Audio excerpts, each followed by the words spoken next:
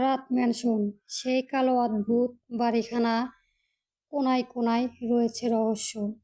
বাড়িটির পেছন দিকে তেমন কিছু না থাকলেও কেউ বুঝতে পারবে না সেই বাড়ির ভেতরে রয়েছে আরেকটি ঘর। তবে সেটা বাড়ির সাথে নেই, রয়েছে বাড়ির পেছনে মাটির নিচে। সেই ঘরে প্রবেশ করলে অন্য জগৎ নিজের সামনে হাজির হয়। আলোর মুখে শোনা কথাখানা যেন রাতের কলিজায় এসে লাগলো। রাত আসিফকে বলল আলোর হাতে ব্যান্ডেজ করে দিতে। আসিফ রাকিবকে বাড়ির পেছনে থাকা ঘরখানাতে রেখেছে। রাত ঘরের সামনে এসে একটা বাটনের চাপ প্রয়োজন করল। আস্তে করে তার মনে একখানা দরজা খুলে গেল। রাত সিঁড়ি দিয়ে নিচে নেমে এলো। ঘরখানায় নেই কোনো সামগ্রী, নেই বললেই ভুল হবে। আছে, তবে সেটা পিস্তল, বড় বড় কাঁচি, কুড়াল, চাকু, যা দেখলেই বলা যাবে এগুলো একলার নয়। আগের যুগের সব জিনিস। আর একটা দেওয়ালে রয়েছে বড় করে টাঙ্গানো অর্ধবয়স্ক নারীর ছবি। নারীটি রাজকীয়ভাবে সেজে ছবিখানা তুলেছে। রাত চেয়ারে বসা রাকিব দিকে এগিয়ে গেল। তার রক্তবর্ণ চোখজোড়া নিজেই রাকিবের সামনে এসে দাঁড়ালো। রাত এদিক সেদিক পানি খুঁজল, কিন্তু পেল না। রাত একটু এগিয়ে একখানা বক্সের কাছে গেল। সেখান থেকে একখানা বড় প্লাস কাটার আর একটা কাচের বোতল হাতে নিল। সে রাকিবের সামনে এসে দাঁড়ালো। একবার তার বাঁধা হাতগুলোর দিকে তাকালো। বাঁকা হেসে কাচের বোতলের টা খুলতে রাকিব হাতে অল্প কিছু পানীয় পদার্থটি ঢেলে দিল তার হাতে। রাকিব মুহূর্তে চেঁচিয়ে উঠল। ব্যথিত হাতখানা অ্যাসিডের ছোঁয়ায় বসল। গলে সে ব্যথায় চিৎকার করে উঠল। রাত তার দিকে অগ্রণী দৃষ্টিতে নিরপেক্ষণ করে গর্জে উঠল। জীবন ভিক্ষা দিয়েছিলাম, পোষালো নয়তো এখন দেখ সাক্ষাৎ মৃত্যুকে, দেখ কতটা যন্ত্রণা মৃত্যুর। রাত একবার রাকিব গুলি লাগার হাতে কলিজাখানা শক্ত করে ধরে প্লাস কাটার দিয়ে নির্দয়ভাবে তার ঝলসে যাওয়া বা হাতখানা নিয়ে তার এক এক করে পোষানো নেয় সকল নখগুলো উঠিয়ে ফেলল।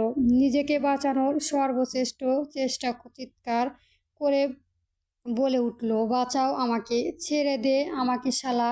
রাত হিংস্রের মতো ঝলসে যাওয়া ডান হাতখানা কলিজ ধরল। অ্যাসিডের ফলে হাতের মাংসগুলো সহজেই উঠে যাচ্ছে।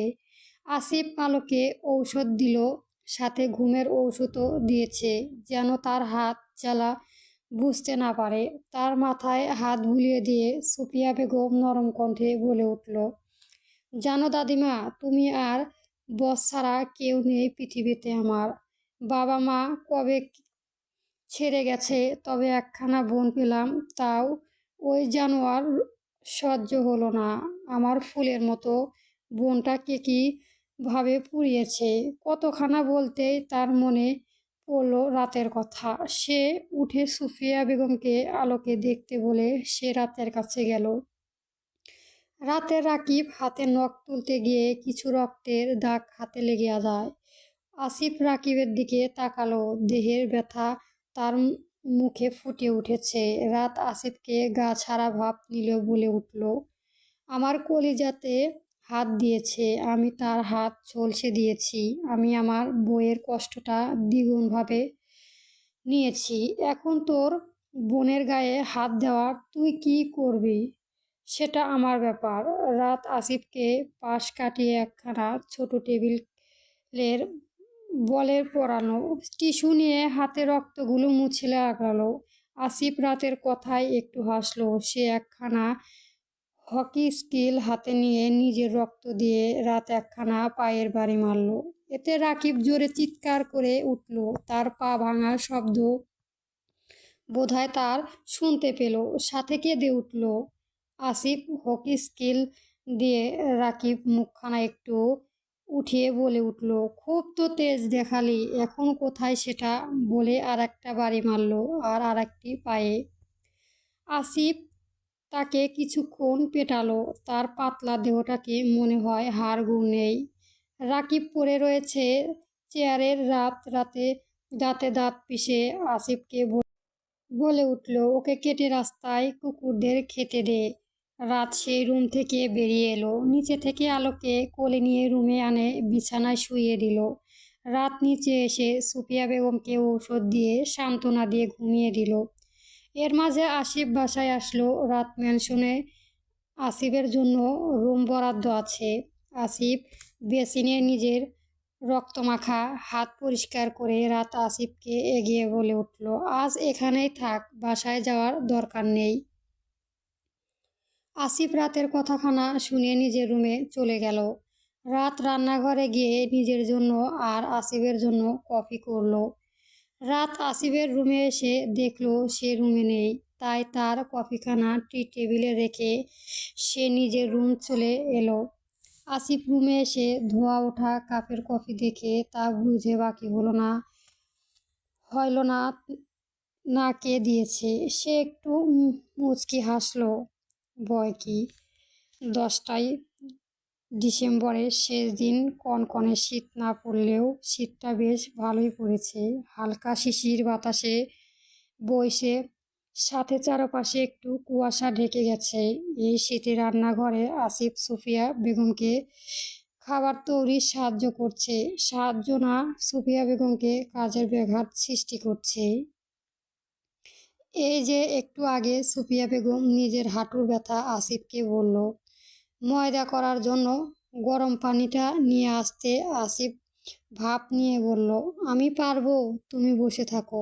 সুফিয়া বেগম বসে থাকলে কিন্তু আসিফ বেশি পানি দেওয়াতে সেটা অবস্থা দেখে সুফিয়া বেগম আসিফকে রান্নাঘর থেকে মাছ ভাজি দিয়ে পেটাতে পেটাতে বের করলো।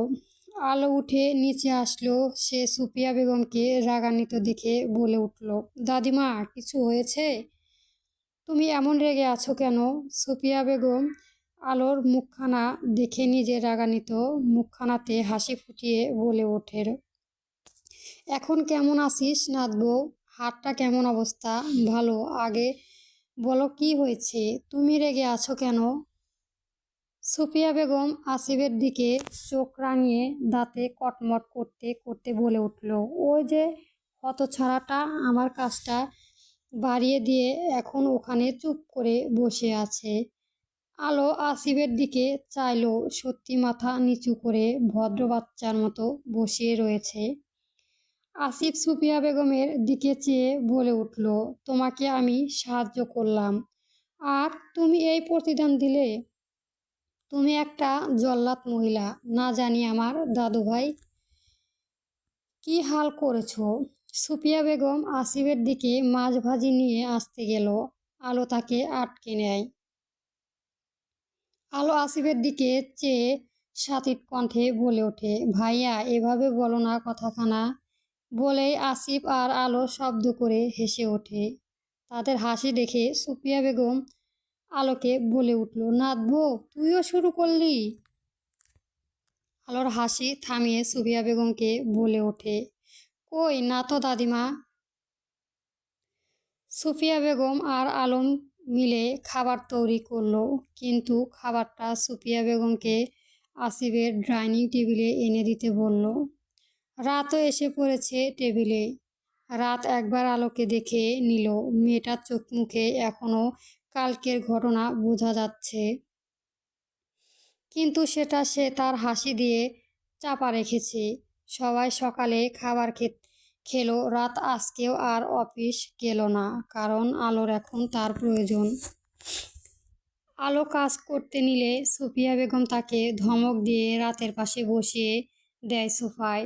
রাত আলোর হাতটা নিয়ে বলে উঠল, জ্বলছে এখন? আলো না মাথা নাড়িয়ে সম্মতি দেয়। আসিফ বাসা থেকে বেরিয়ে অফিসের উদ্দেশ্য যায়। সুফিয়া বেগম একাই কাজ করছে, তা দেখে আলোর মোটেও ভালো লাগছে না। সে বাধা দিতে চাইলেও সুফিয়া বেগমকে ধমকাবে আর রাত বাসায় আছে, তাই সে ভয়ে চুপ করে বসে আছে। রাত আলোর দিকে তাকালো। সে চঞ্চল চোখে এদিক সেদিক দেখছে। হাত পায়ে অস্থিরতা ফুটে উঠেছে। রাত আলোর কাঁধে হাত রাখলো। আলো রাতের দিকে ভ্রু কুঁচকে বলে উঠল, কি করছেন দাদিমা? আছে। রাত মেয়েটার মুখে স্পষ্ট বিরক্তর ছাপ দেখতে পেল। রাত তাকে নিজের সাথে একটু চেপে ধরতে আলো চিৎকার করে বলে ওঠে, দাদিমা পানি খাবো। কথাখানা বলেই আলো সুফিয়া বেগমের কাছে দৌড়ে দেয়। আলো আকম্পিত ঘটনায় রাত হামক বনে যায়। আলোর দিকে চোখে গরম করে উঠে চলে যায়। আর আলো সুফিয়া বেগমের পেছন থেকে একটু একটু করে তাকে দেখতে থাকে। সুফিয়া বেগম আলোকে ব্যস্ত হাতে বলে ওঠে, তুই না পানি খাবি, আমার পেছনে কি করিস? খাচ্ছিস তো? এই যে নিব পানি। আলো সুফিয়া বেগমের কথায় চেঁচের মতো ধরফরিয়ে কথাখানা বলে ওঠে। এভাবে সুফিয়া বেগমের পেছনে আলো সারাদিন ঘুর ঘুর করেছে। সারাটা দিন আলো রাতের আশেপাশে ছিল না। ভয়ে তার সাথে দূরত্ব বজায় চলেছে। রাত হয়েছে, আলোকে এভাবে নিজের রুমে যেতে হবে। সে ভয় পেয়ে সিঁড়ি বেয়ে নিজের রুমে প্রবেশ করে। রাত রুমে নেই। আলো রাতকে না দেখে পেয়ে বিছানায় গিয়ে ব্লাস্কেস্ট মুভি দিয়ে শুয়ে পড়ে। আলো মনে মনে ভালো তার হাতির জামাইটা রুমে নেই, তো গেছে কোথায়? সে একটু ব্লাস্কেস্ট থেকে নিজের চোখ জোড়া বের করলো, কিন্তু তার সামনে রোবটের মতো দাঁড়িয়ে আছে তার হাতি জামাই। আলোর দিকে চেয়ে তার ভ্রু নাড়ালো। আলো একটু লজ্জা পেয়ে সে আবার মাথায় ব্লাস্কেস্ট ঢুকিয়ে দিল। রাত একটু হাসলো, কিন্তু সেটা আলো দেখল না। আলোর পাশে গিয়ে শুয়ে পড়ে। পরবর্তী গল্প পেতে চ্যানেলটা সাবস্ক্রাইব করবেন। ধন্যবাদ। চলবে।